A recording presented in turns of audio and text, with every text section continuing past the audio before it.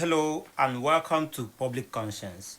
You are on to the anti-corruption program produced by the Progressive Impact Organization for Community Development, PRIMOG. PRIMOG is a civil society organization working to promote good governance, participation, and accountability in Nigeria. I am Chidozie Ogbonnaya, and I'm with my colleague, Esther Bassi. A warm welcome to the program wherever you're listening to us from. On Public Conscience, we seek to evolve a corruption-free society through the amplification of investigative corruption stories by our partner media organizations and by alerting citizens and the government to their democratic actions against it. We equally promote integrity by amplifying rare cases of the display of honesty by public and private individuals in the course of their normal activities.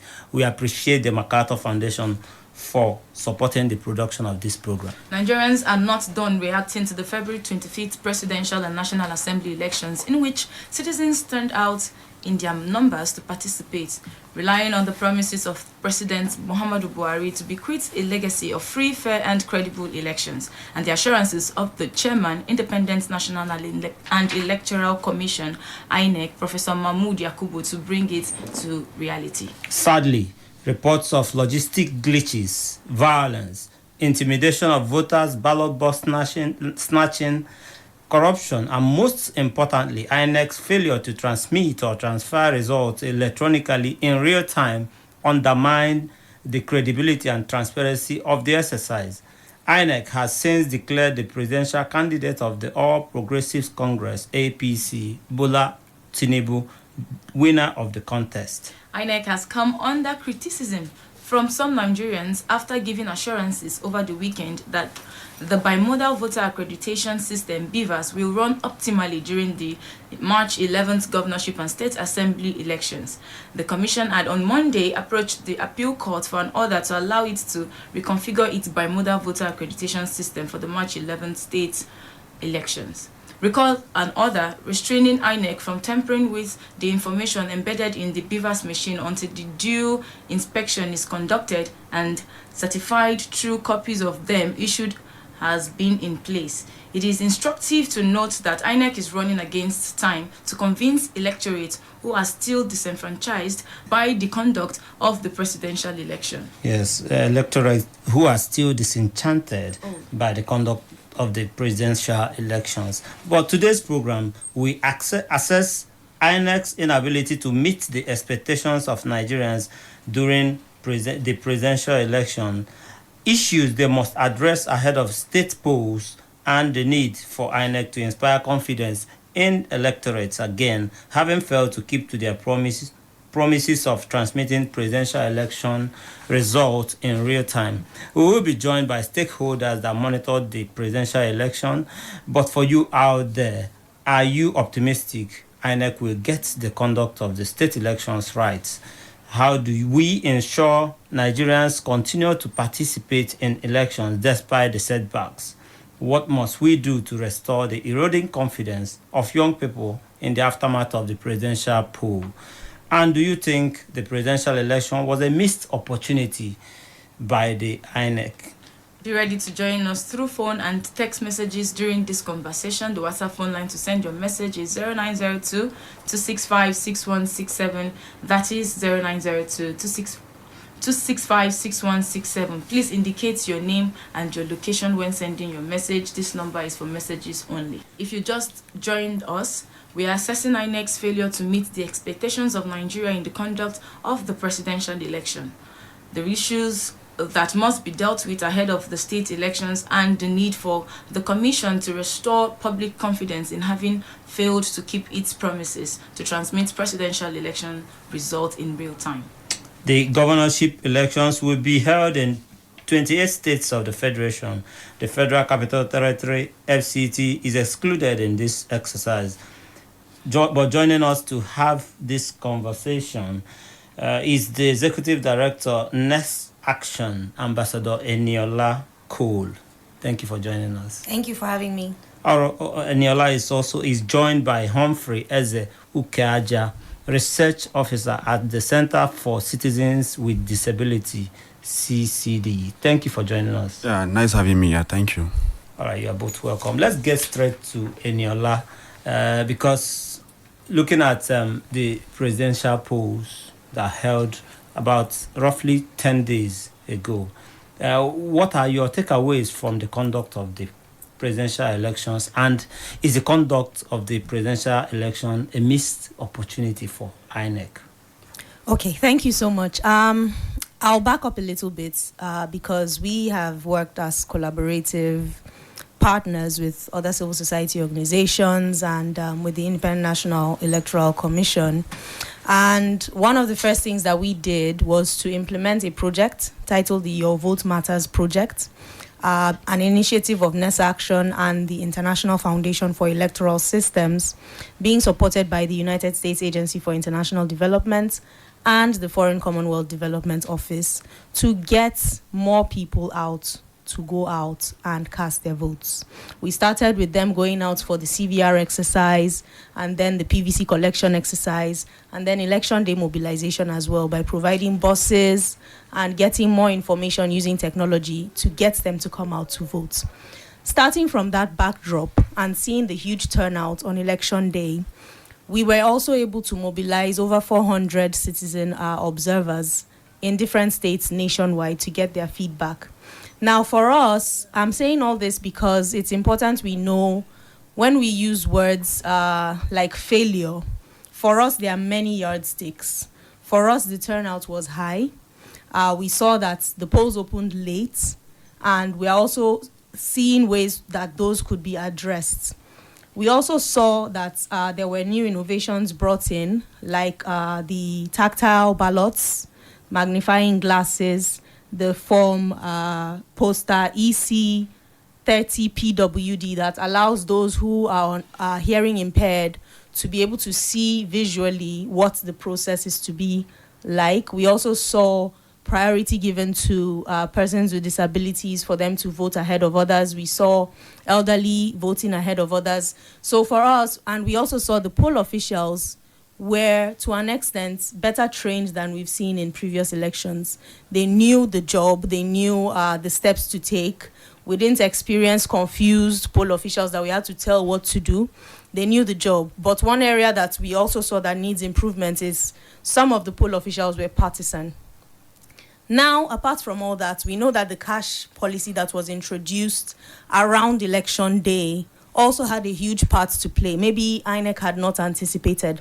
And one of our feedback reports that we have given to INEC is the need for them to have their own independent vehicles.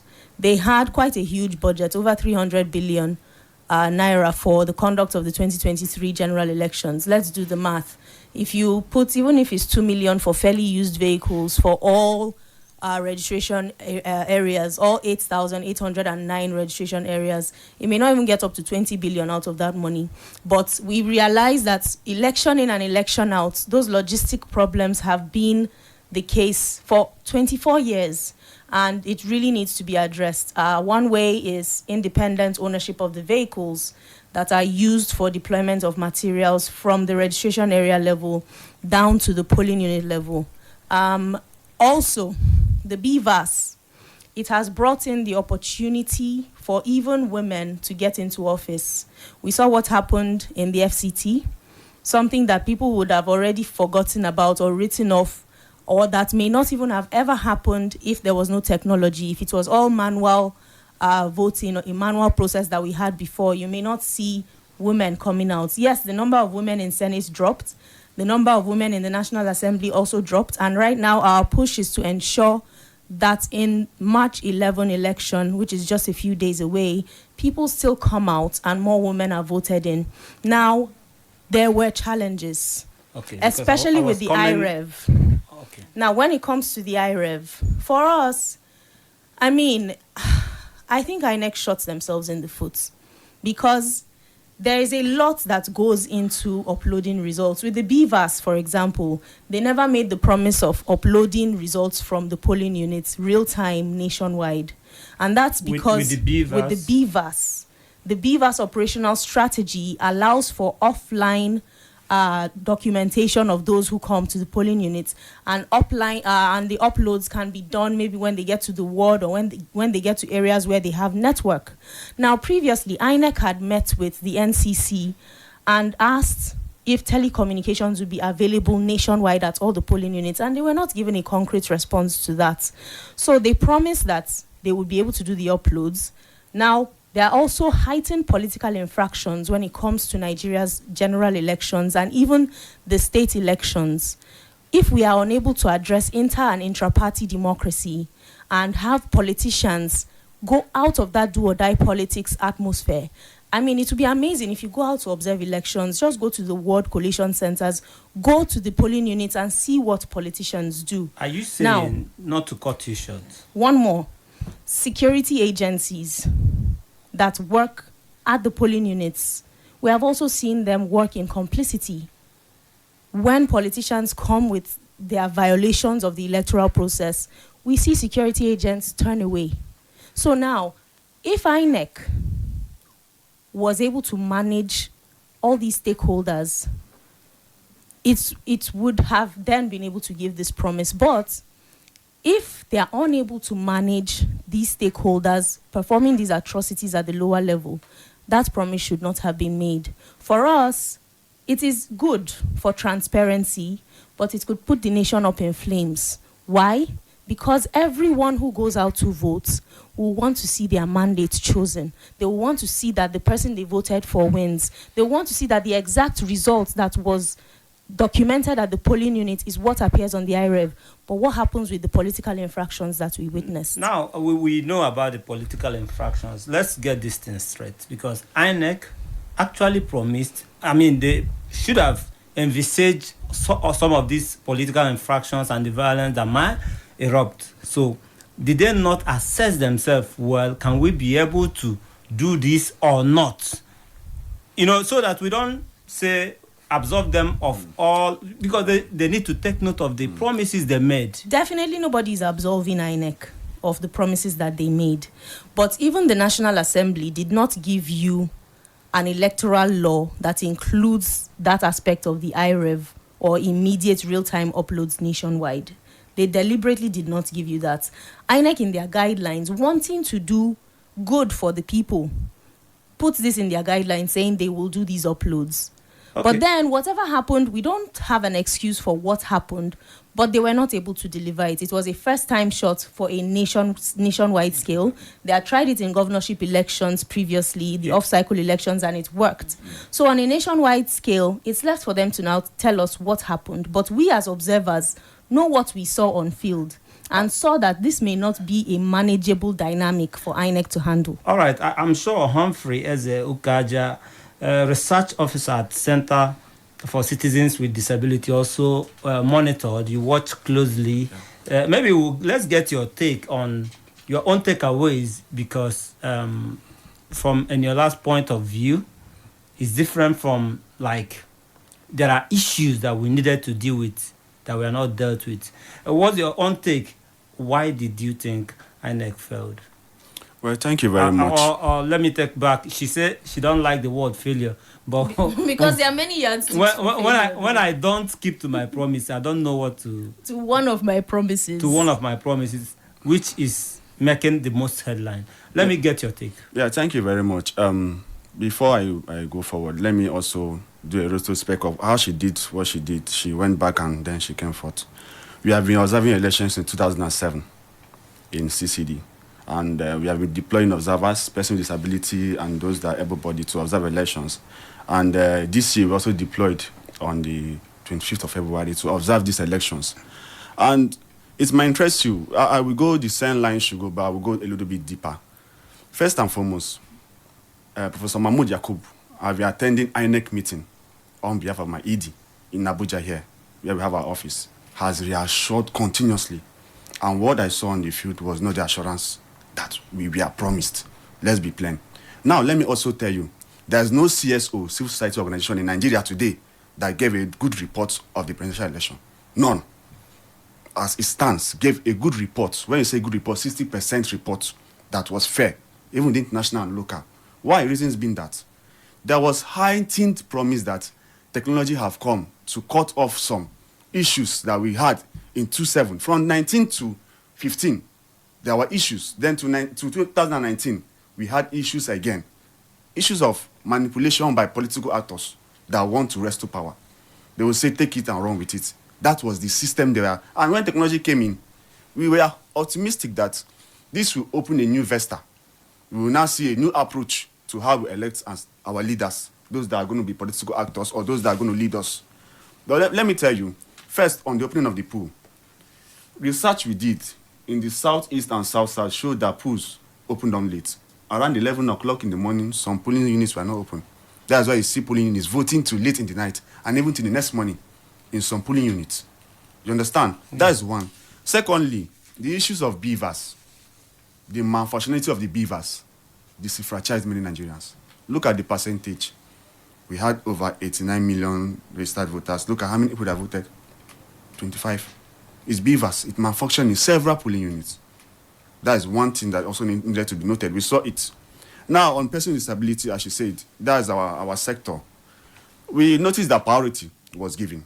But assistive devices like magnifying glasses, braille ballot jacket, braille ballot paper, we are not really readily available across. I mean, is this report widespread? Did you get it across the country? These reports, as I'm saying, have been presented publicly in Lagos at our headquarters. The EU, we are there. We got support funding for it, and we presented it in Lagos just less than a week. So I'm telling you factual. I have the back end. I'm the research officer. I'm telling you what we have, not what we are assuming. We are telling you that these things we are not readily available across the 6 geopolitical zones, because INEC does not have the disaggregated data of those that have disability. They don't have it. They are still struggling with it. What they have, they will tell you they have 22,000 PWDs. As of recent, that's what they can give you. If you go to INEC, that's what they will give you. In your engagement with INEC before the elections, didn't you raise such issues? Of course we do. We want to partner with them, want to work with them, not just Center for Citizens with Disability, all OPDs, Organization of Persons with Disability. We are willing. We have always engaged Professor Mahmoud Yakub, Albino Foundation, Inclusive Friends, all of us. We come together. We say, okay, these are the kind of cubicle we want for someone on wheelchair that can go there and thumbprint. These are how we want your ballot box to be placed, not across a gutter. So someone on wheelchair can wheel or crutches cannot struggle to go and vote. All these things we have always hammered on it and said, this is what we want. But it might interest you. They will give you promises, and when you get to the field, what you see becomes very, very funny. Now on security, Rivers State, Lagos, and Kano State, the real data are there. The Senate Majority Leader, Dogowa, is being held on issue of murder. In Kano State, we now realize that are lost. People were born inside the building. We're talking about just less than 2 weeks the election was conducted. These are real data. So the election for us at the center is below pair. We are not happy with it. In several angles. We have our reasons and our data why we say. All these cast doubt on the credibility. Now, when we go further, we'll talk about apathy.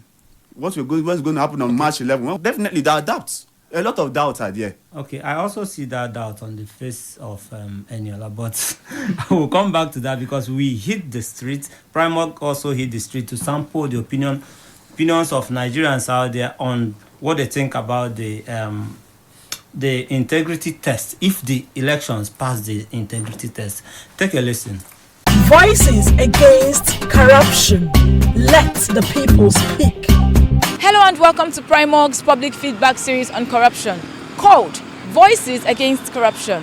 And we ask, do you think that the conduct of the 2023 presidential election passed the integrity test? Going by the law, they have failed. The laws are there, the electoral laws are there. And we have gone through the laws, we have seen the conduct of INEC. They refuse deliberately to follow the law. At least from the polling unit, results are supposed to be uploaded to the server, the IRF. In many states, it was not like that. Now, as a heterogeneous society, Nigerians seem to be lawless. And INEC too became lawless. And as long as there is lawlessness in the conduct of this 2023 election, they have failed the integrity test. The word integrity is an ambiguous one, but from the face of the law, because that is about the only thing. What sets the integrity is the law. No, it has fallen short of that. Election in Nigeria is not enough for us to get the kind of presidents we have or we want. That's because there are so many misconducts during election time. If you want to talk about integrity, to me, it didn't pass the integrity test. Yes, it's transparent. Because if there's no transparency in the election, Obi would have no win in Lagos. Because Jagaban is that is the stronghold of Jagaban. Then another stronghold of Jagaban again, Oshun, Atuka Abubakar won that place. Obi, where APC used to clear, he come there to come and clear them. That should tell you that there's transparency. I don't think it passed the test. If really that INEC announced the winner, if really he was the one that won, then why is it that people are demonstrating, people are grumbling, nobody is happy? So it means that there is a mistake somewhere. So the INEC should at least, if not for anything, for the sake of Nigerians, tell us what happened, how they upload the real result for us. I would say it's 0%. If it's integrity tests, on a scale of 0 to 10, it's -0. When I say integrity has to do with truth, original information, promising and keeping to your promise. And when you promised that you are going to do X, Y, Z, on the long run you did ABC. What have you done? That's not integrity. That's scam. That's fooling and deceiving the masses. The 25th February 2023 presidential election failed completely. If I'm to access, using all the reports I have read so far, I'm not talking about INEC now, I'm talking about the observing nations, foreign observers, as well as domestic observers. All of them expressed their dissatisfaction towards this election. Even the worst part of it is the young people that came on that very day, under the sun, under the rain, to exercise their franchise. They equally expressed displeasure and high level of disappointment. There is no nation that will sustain this level of political failure. No moral nation, no nation that wants to move economically, politically, socially, as well as in terms of inventions that will begin to torture the psyche of our young population. Primark's public feedback on corruption in Nigeria is produced with support from MacArthur Foundation. Okay, so you just heard the voice of Nigerians on the streets on their take when it comes to the conduct of the presidential elections, if it passed the integrity tests. I still have here with me our guest in the studio. I still have the executive director of NASACTION, Ambassador Eniola Cole, and Humphrey Eze here with me, who is the research officer at CCD. Okay, so when the Vox Pop was being played, I saw your expression, I saw your reaction. I want you to actually say what was going through your mind when you heard Nigerians speak. Okay, so I'll just back up a bit to before Nigerians spoke to what Humphrey was saying. Okay.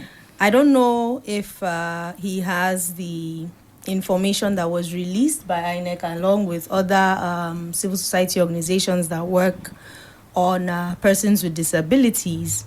But INEC did not promise that they would have PWD assistive devices in all the PUs.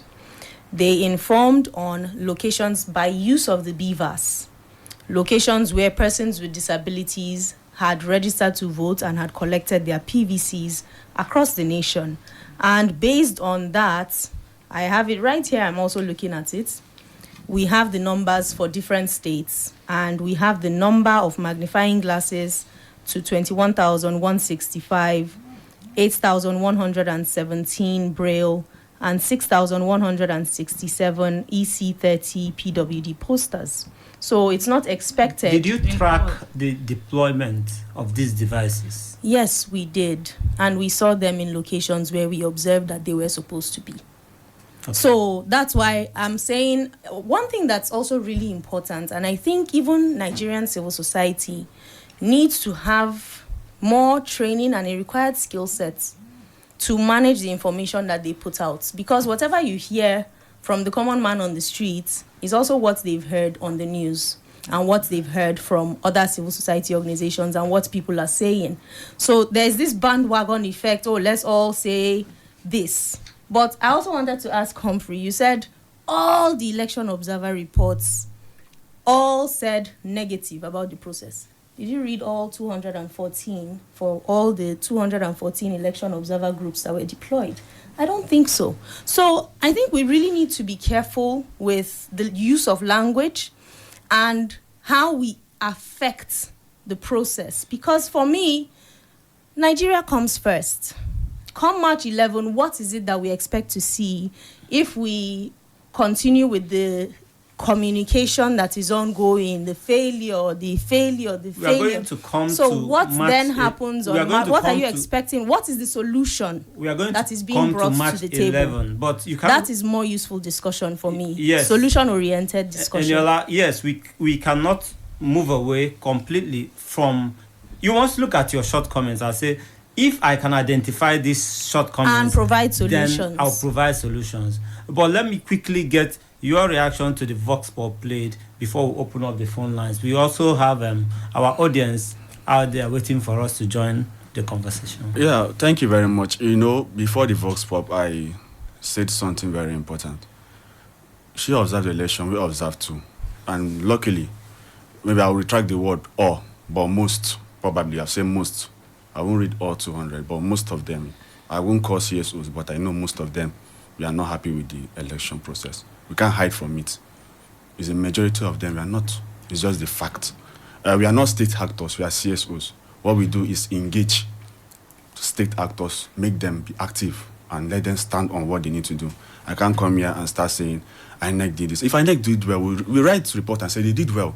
But where we see failures and gaps, we close it for them. That's our work as CSOs. Absolutely. Definitely. So from their reaction on the streets, you can see the majority of them are not happy with the process. It's there that they are not happy with the process, how it went. That's the reaction I see. But that doesn't mean that INEC cannot do better. That doesn't mean. But from what they said there, most of them are not happy. When you ask about the integrity test they had, if I don't know whether it's 7 or so, only maybe 2. You are confident with it, you can play it back. Before you I'm just reacting to what they say, not my own personal. Yes. Before you make that comment, it's obvious that the pressing issue or the one most talked about issue was the IREV and exactly. And did the performance of INEC on that issue meet your own integrity test? Now, on the issue of the IREV, nobody's expectation was met because they were not able to deliver. Was it met? Nobody means nobody, including our. So, okay. Are you sure? You said nobody. Now you said nobody. All right. Nobody's expectation was met because it was not delivered, right? But the question is the IREV the only yardstick for determining whether an election was credible or not? This was a first-time test nationwide. Why is the success or failure of the entire election laid only on the IREV? For the beavers, the locations we observed, for the beavers, it worked. The locations where we observed, I'm yet to see one of our reports coming from the states that said the only issue was maybe if the fingerprint was not working, the facial worked. And then maybe, they said, let's stop using the fingerprint because it wasn't working, but we'll use the facial. Because of our time, I have to jump in here. You are saying we should cut them some slack for now. Honestly, to be very honest with you, I think it's very important that Nigerians cut them some slack. Why? Okay. There are INECs that have been in the past that do not even care about technology. Now, the fact that technology... Hold on. The fact that technology is not even in our electoral process, we have seen progress. Let us trust and see what... They've said they will deliver March 11, right? People should go out and vote. We'll get back to that. It's time to get the listeners please involved. Follow us on our social media platforms @officialprimorg. We are asking you to give us your take on your optimism ahead of the state elections. How optimistic are you that INEC will deliver? And how can we ensure that Nigerians continue to participate despite all the setbacks? What must we do to restore the eroding confidence of young people in the aftermath of the presidential polls? Thank God, my guests today, they are young people, so they can tell me much about that when we get back to them. Hello? Your name and where you're calling from? My name is Mr. Henry. I'm calling from Gudu. Mr. Henry, how can we ensure that Nigerians continue to participate in elections despite all setbacks? My brother, in fact, this INEC of 18, I'm giving up because I stopped voting since 1993 after that Abiola election. Then because of the bogus promises, the empty promises that they did to us, I now decide I will vote. Now look at where we are. All the things that they said they would do, they did not even do anyone. How can we trust again? My brother, trust is all about that little thing you promise you will do, and you do it. That's all about trust. But when you cannot do the little you promise to do, nobody is expecting you to do big one. Because as it stands now, I personally don't trust INEC again. Whatever we say now, I'm feeling that. But you know, we have a country to protect. We must protect our democracy. You have to participate, and we have to give democracy. Yes, you protect your democracy when people that are on top that are telling you the way to follow are doing the right thing. But when they are not telling you the right thing, you'll be discouraged even to vote. Many people are crying, many people are complaining that they will not vote again, and they don't blame them, my brother. Please encourage anyone around you that they should vote again. They should endeavor to vote because. Okay, can I ask you this question? Go ahead in 30 seconds because okay, I will round up. Now, as you are now, can you be doing a business that will never favor you? You keep on doing one business. Business is failure.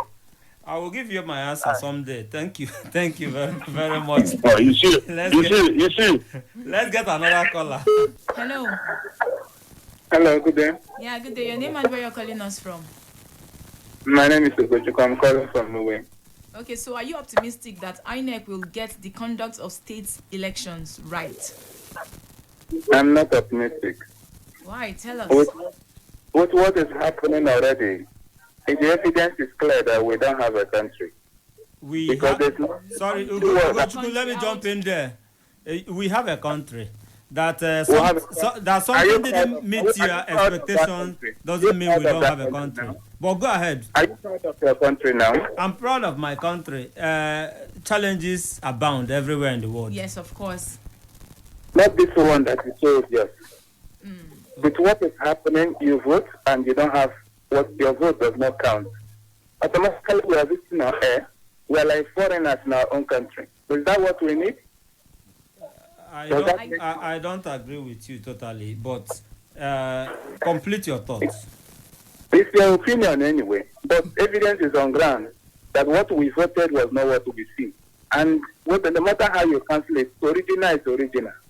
Fake can never replace. This is people of Nigeria spoke on the day of election, and yet their voices were silent. And you think people are happy. Look at the way the country is, very dull. And even the country itself, in the economy, the environment, everywhere is feeling it. Nothing is working, and we can't silence it. We have to leave it there so that we'll let in other callers. Thank you so much for your contribution. Echoes of dissatisfaction. Everyone is. Yes. Let's take this. Hello. Hello? Hello, this is Jonathan. I'm calling you from Lugbe. Jonathan, you have 1 minute to make your contribution. Ahead of the state elections, the governorship and the state assembly elections, what are your expectations? You can see Nigerians have tried so much. Especially the voters. They have tried so much to make it work. But it seems like the INEC are not independent as they say. Because when you see these politicians, they are the ones telling the INEC what to do.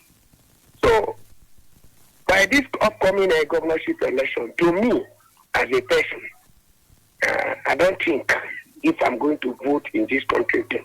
Even if my wife is contesting for any political post, I'm not going to vote again since it doesn't work. Sorry. I'm telling you, honestly, if my wife is to contest for any political post, I'm not going to vote. Okay, we have to leave it there so that we'll accommodate other callers. Yeah, thank you so much. Thank you for your contribution. But we cannot be this pessimistic. We cannot be. We have a country. We still have a country. Now, I'm going to come back to you. Let me take this one call. Hello? Hello? Yes, my name is John Ogre. I'm calling you from Area 3. John, you have 1 minute to make your contribution. Thank you very much, my brother. Please, we Nigeria youth, we should not give up. Let us go out and vote. But one thing again, please, Nasarawa State, there should no council carol, local government election anymore. Tomorrow we are coming out to vote. Please and please. Thank you. Yes, please. Thank you for that contribution. Let me now cross over. I've been honestly, because I'm so impressed, at least by this last caller, who understands the importance of going out to vote on Saturday. We have seen that in spite of the irregularities we experienced, a lot of seats were changed in the Senate and in the National Assembly. A lot of parties that we never even thought could make it in there have made it in there and now have a shot at showing the difference that they are or that they claim to be. Now, there are a lot of areas that need to be addressed. Someone spoke to, is INEC really independent?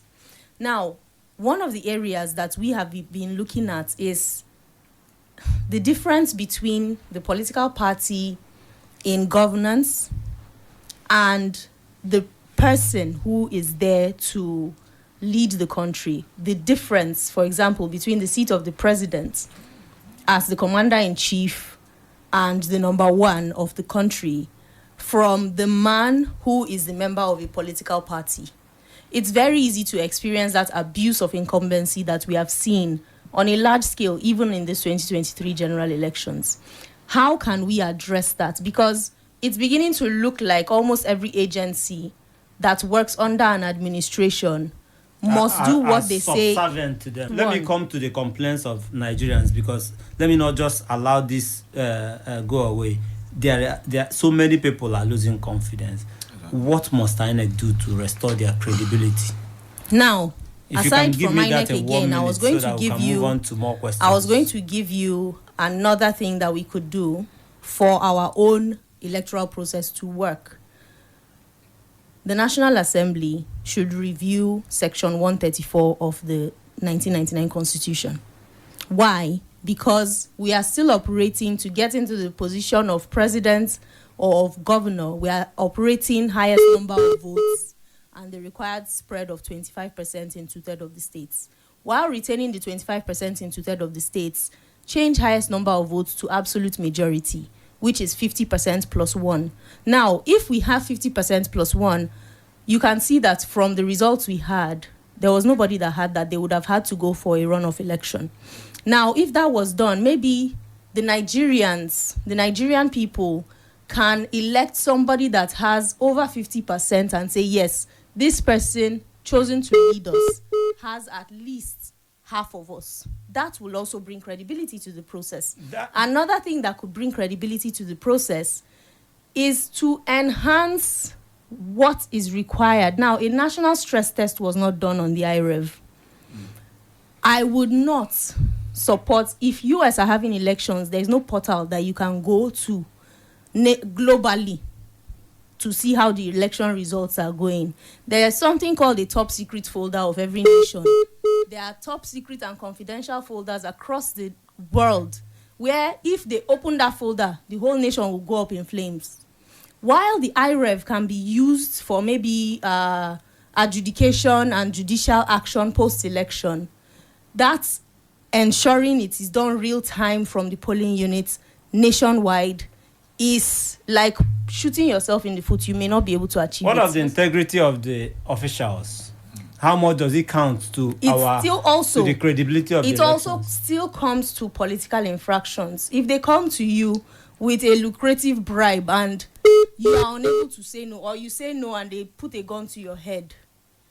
These are some of the things that they face. I'm not saying that somebody that receives bribe should not face the penalty.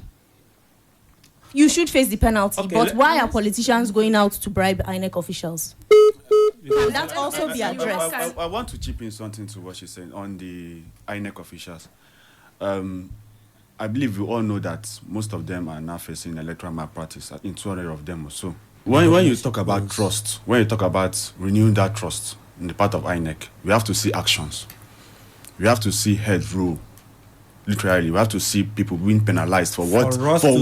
Yes, we have to see INEC taking key actions so that people can say, wow, so these things happen and this is about paying for what they did. That's one key step we have to do.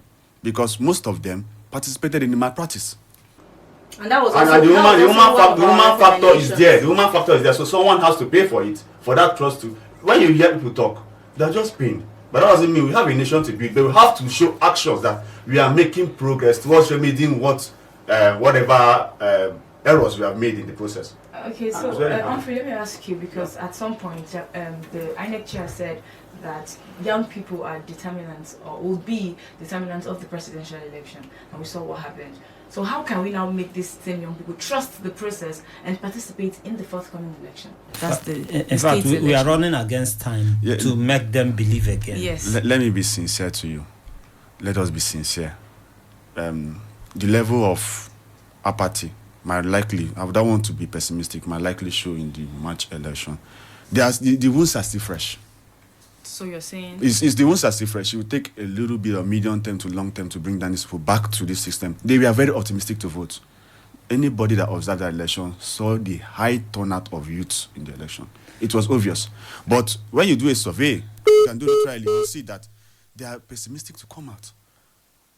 So we have to work on it. We have to really, I don't know, maybe engage them through normally the same way we brought them in, through the celebrities. We brought them in using the celebrities to bring them to come and register, participate, speak to them. Okay. We still have to go back and... Sorry to jump in there. I will take 2 more calls and come back for your final takes on this program. Hello. Hello. Your name and where you're calling us from? Okay, my name is Lucky, calling from Osaka. Okay, Lucky, you have 1 minute to make your contribution. Okay, I have a lot, but let me just do it brief. First, that very day, in my polling unit at Apo, we wait for them at, I think, 11 to 11:30 before they arrive. And we were there. The beavers was working, but to upload it, that was the problem, because we stayed till 7, then we need to follow them to guarantee to upload it offline, because everybody refused not to go. We want to stay to see the process go, because they have promised us, INEC chairman has promised the whole world. We went to Chatham House, say this thing will come on stream immediately. Lucky, so, let me jump in. Yeah. Sorry to cut you short here. Okay. What do you want to see differently on Saturday governorship election in states and state assembly elections?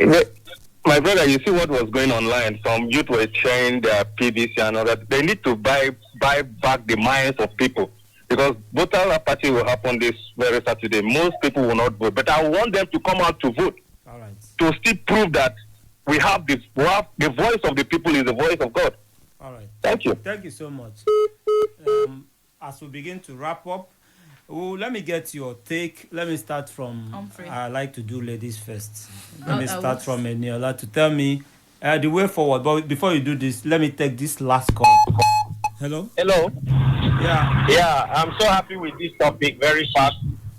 We thank God for the last election. It was cool. Everybody was in high spirit. I didn't get your name. Oh, my name. I'm Sam from Asokoro. Sam, you have 30 seconds. Okay. Now, what I want INEC to do to get back the people's confidence again is for them to cancel the presidential election and redo it again, because you could see that the fairness in House of Rep and senatorial election, there's no protest about that. But when it came to the uploading of results in presidential election, the beaver went off. In fact, we heard that it was in shy mood. Why was that caveat? Okay, because of our time, we just have to run. And because they must cancel the election and they must redo it again. Let's do the right thing. Let Mahmoud do all the right, thank you. Let's leave it there. Thank you for your call. But let's get your final take in 30 seconds. Eniola, what must INEC do to fix things ahead of Saturday's governorship polls and state assembly polls? For us, one of the major things that needs to be fixed is the area of the logistic challenge that led to late opening of polls in a lot of polling units across the country. That was a major one that now spiraled into what we saw at the end of the day. If they had started on time, then they would have been doing uploads maybe by 2:30, 3 o'clock. And then if there were issues with it, you still had till the end of the day to sort it out. But because of that late opening of polls, a lot of things just spiraled out of control too.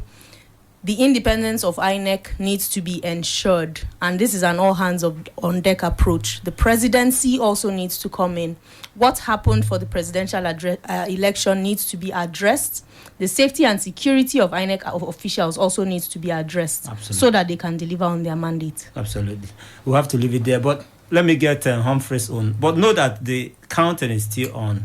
The coast is not clear. But let me get your final take on what INEC must do. 30 seconds. Yeah, thank you. I want to urge all Nigerians to come out and vote. Please, let's come out and vote. In as much that we are, most of us, we are not happy with the process. As you can hear from the speakers that spoke, but they should come out and vote. We urge INEC to learn, because this is an experience. They should learn from the mistakes that happened on the 25th and make necessary adjustments. Reports are there all over for them to read. So they should adjust it. Security, logistics, the beavers issues should be addressed. Purely. Thank you so much.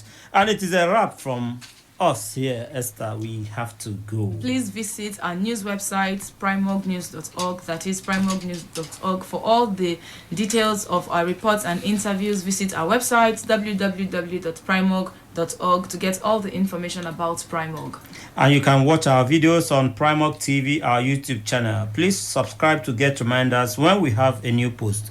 We appreciate our guest, the Executive Director, the Next Action, Ambassador Eniola Cole, and Humphrey Eze Ukaja, Research Officer at Citizens with Disabilities. Thank you so much for joining us this morning.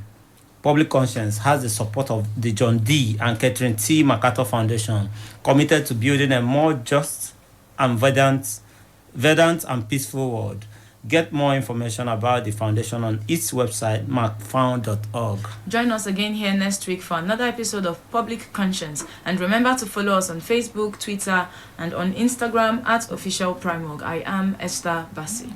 And remember that birth registration and birth certificate are free if your child is under 18. Help stop the corruption in birth registration, and do not pay for birth certificates. Also remember that you can give us information or hints about corrupt acts through our phone at 090-2265-6167 or info@primog.org. I am Chidozie Ogbonnaya. Stay safe.